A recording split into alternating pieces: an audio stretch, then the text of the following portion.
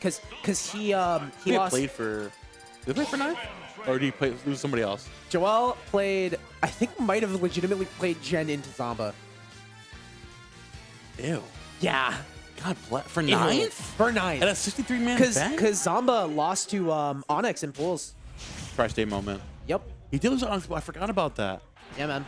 But anyways, yeah. Now we can introduce the players. Jen obviously took a little bit of a step back. You know, he was step away from the game a little bit. Fun fact was number 51 in the world in PGRU in 2019. Yep. But definitely a very prominent player. But back in last Tri-State Showdown, it was number 13 on PR in Q2 of this year.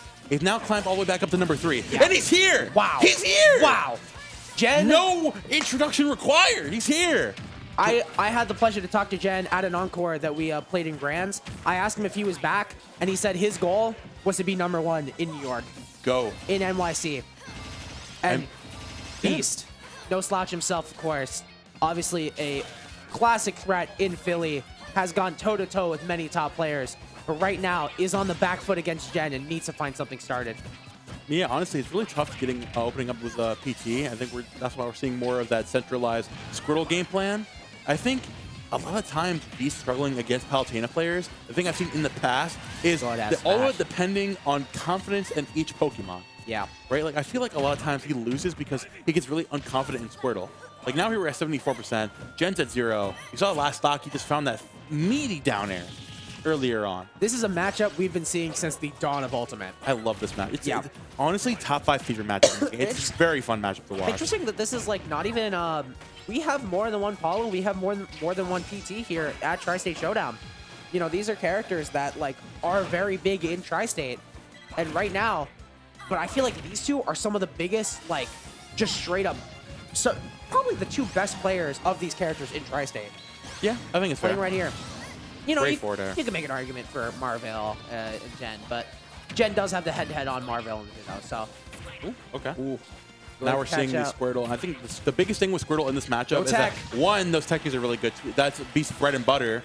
Yep. And also the fact that Squirtle stays so close to the ground. That's the one thing that Palutena really struggles with. Is her grounded game is a little lackluster in certain spaces and has to space those aerials really close to the ground. But if there's one thing Jen's good at, it's adapting to those shorter characters and playing and having a pretty fun facing ground game. So honestly, you can't be too reliant on the Squirtle here. And Jen's already taking notice, saying like, "Hey, get that Squirtle out of my face, dog. I got my low forward. I'd be spacing those. I hit those." Those tilts are not doing Jen any favor on the ground, but these very low back airs, now with the switch to Ivysaur, is making it very good. Ooh, the up air catch. Good up air. And now, this is a position Beast has known. Beast has been playing since he started playing Smash Bros. Charizard with Rage. And Jen knows it too. Jen is very scared of the positioning, but here's the thing. That's the problem. You don't want to be scared. If you're scared, that's what Beast wants. He wants you to be flustered. He wants you to make a mistake so he can back air you, so he can forward air you, so he can flare blitz you, and make this game his own. And just like that, we have an even game already. Beast, the Charizard master, is going to take that game with the F tilt. Wow. Just showing it right there. Beast knows what to do with Charizard. Beast Zard himself. That was probably the best I've seen his Charizard play in like years. Oh my god. the nair to reverse nair was beautiful. I have to admit, that is some peak Charizard game plan. The switch here into the up air, who goes for that? Who goes for that? He goes for that. Falling up air is his thing. Falling up air? Wow. The thing I was talking about earlier, the thing that I mentioned earlier on, said that going to be pivotal is having confidence of when you're using each Pokemon. He went into this saying, okay, Jen's really good at fighting Squirtle. I'm not going to be using Squirtle as much, which kind of sucks, but it's okay. I'm not going to stay out of... I'm not going to get too overzealous. I'm not going to force situation with this character. When I got to go Charizard, I will. And he did exactly what he needed to, spacing out, baiting out those teleports, and doing his thing earlier on.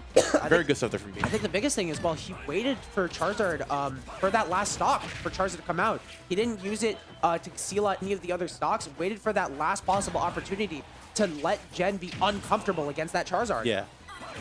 And we see here as well, Beast a little bit on the back foot, but Ivysaur no slouch. But you know, Jen definitely has Ivysaur experience. Quid is the Ivysaur in New York, but wow, good up smash there from Jen. He's been really good at honestly pressuring a lot with that up smash so far. We saw earlier on with the baiting up the switch there. Even then, the sec's not coming out. But yeah, like you mentioned, the Quid, the Ivysaur experience, we're seeing Beast kind of a little bit too afraid to commit to more of the Ivysaur shenanigans, if you will. But even then, when you find that hit, when you find the opportunity, one door opens, another one closes, another one opens. Good call there from Beast. Jen doing very well at using these very low forward airs to confirm into his damage against Squirtle. Ooh, we're going to see a little bit of a combo start already. The reverse. Wow. Nice. Very clean Squirtle combo. 52% coming out. Immediately switching again. Not sticking on Squirtle for too long. Saying, okay, I got my 50%. I'm getting out. And immediately you overextend. Yep. Jen, very good at calling out with those F smashes. I got called out by him. At Roundtable, I played this guy for 13th. And stock 1, he just immediately forward smashed me and I died. Go. He's good at it, man. It's something like when you've been playing so long, you understand those positions where you know where someone's going to be. If someone is going to overextend, Jen knows. Yeah, if you've seen this situation so many times. You see how scared people get. 99% of the time, they're going to be doing that. So it's really good just for getting those calls straight up off of experience. But Jen immediately right out the gates again, not afraid to scrap with the Squirrel, saying, hey, I can get close to the ground with my aerials. The Squirrel's already at 60%. Yeah, he wants to bait off the Squirtle as soon as possible. You have an easier time, so you don't actually have to play so slight with the minutia of your aerial. Yeah. I think the biggest thing I'm seeing from Beast here is he's using Charizard almost like a Marvel vs. Capcom X Factor, where he's waiting for the right position to pop that Charizard out to catch Jen off guard and to take that big damage and kills. And he's struggling a little bit without it, but I think when he brings it out and when he's using it effectively, that's when he's catching Jen off guard. He doesn't necessarily need it, though. I think that's the biggest thing. He's still getting this really good damage with this Ivysaur already. Could be the stock right here. No down air catch right there, but the up air is going to call it out. Wow. I loved how Beast is playing so patiently. I've been screaming at this guy for the past 3 years. If you lock in and play patiently, you are one of the best players in the world. And what's he doing today? He is putting that on full display. Not overextending here, putting out good patience. Again, waiting for the option, not throwing out preemptively, saying you could back here and find a Vine Whip. You could find something funny, but not just waiting for him to jump, look for the upper. We saw in the end of that stock too, where Jen went to go jump up for an up air, went for that downer as a get off me tool.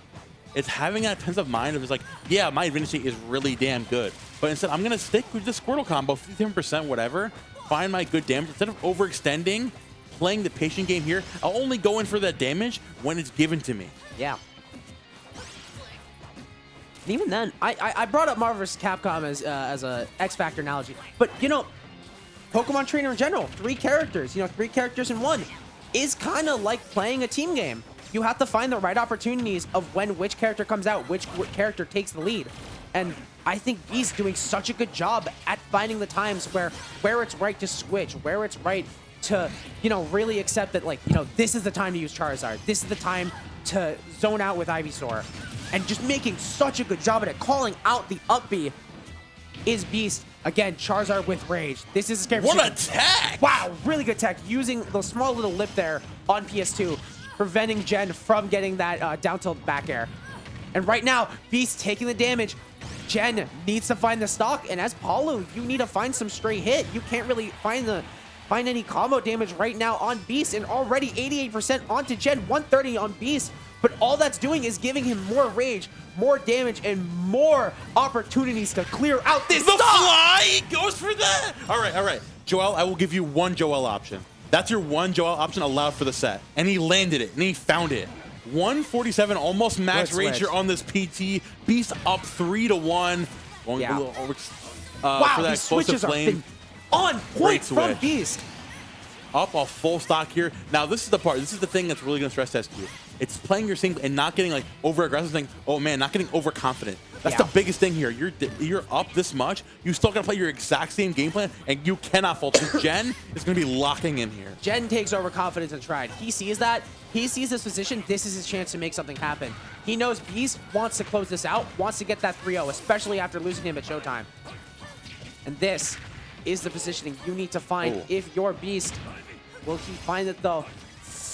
is Sheesh. taking a lot of damage. Good little reset there off the up air back into the grab for Jen. And yeah, back throw coming in. Has the ledge trap scenario. Beast going super, super low. Taking it back. And again, Charizard coming in. Popping the X Factor once again. But can he use it? Or can Jen find the opportunity to push Charizard back and force Beast to play without this rage once more? Looking to find that opening here again. That Nair on shield. Jen playing a lot more present there at the ledge. Now playing off against that platform, waiting for this Charizard to overextend. Veil F smash. The F smash. That's a Jen, buddy. It's been 20 minutes. All right, buddy. That's the Jen. That's the Jen. Okay, okay. And now Beast again bringing it back to the Squirtle, switching off when need be. Right, it's a last stock scenario. Trying not to overextend here. And Jen, of course, getting some good Nair trains up air coming out. 48%. He's got to be careful not to throw out a bad defensive options. Again, Beast getting back to the ground, playing patiently there, and again taking a step back. Will we see another 3-0, or will Jen break the streak on the stream right now? Beast trying to push as much as he can, call out any option, switching to the Charizard. Jen, I think maybe one up throw away from being dead here, but Beast needs to find it. I think switching to the Charizard a very risky play here. Jen can get a lot of combo damage out with these Nairs. With the backup of the down air!